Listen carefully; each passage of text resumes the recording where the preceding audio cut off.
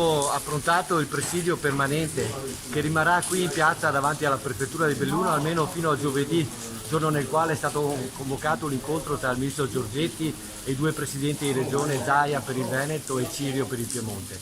Il presidio serve per tenere alta l'attenzione rispetto al fatto che abbiamo bisogno, abbiamo chiesto più volte di avere un tavolo ministeriale che dia una parola definitiva rispetto al progetto Italcomp.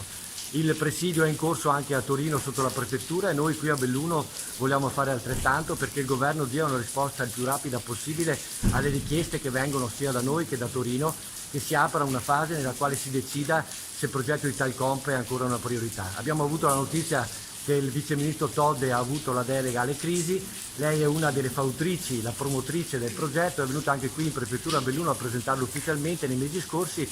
Ci auguriamo che a breve, a giorni, ci sia la convocazione e si possa avviare il tavolo per la costituzione di Italcomp, per noi di fondamentale importanza per la salvaguardia occupazionale dei 315 lavoratori di Belluno, ma anche per quelli torinesi.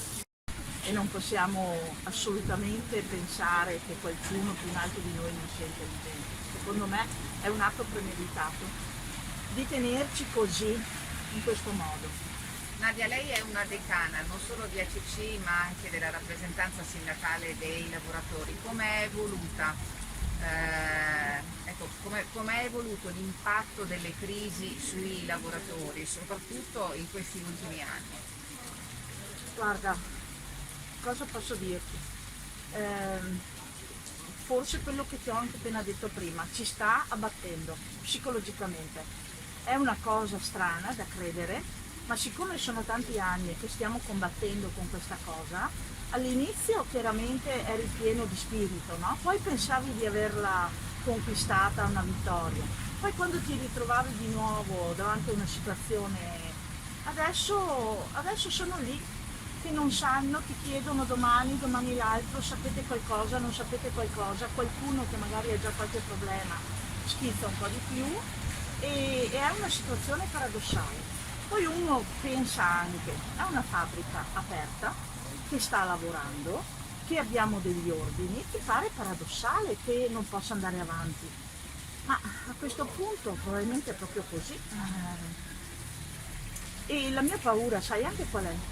Che se tardano troppo a darci anche una risposta positiva,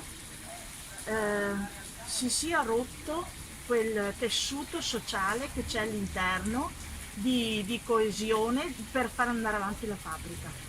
Perché quando tu sei talmente stremato, anche se poi ti danno una bella notizia, fai fatica a raggruppare i cocci. È una sensazione che sto avendo in questo periodo, che non vorrei che poi un giorno ti dicono beh siete salvi e uno quasi ti dice guarda non mi interessa più, perché questo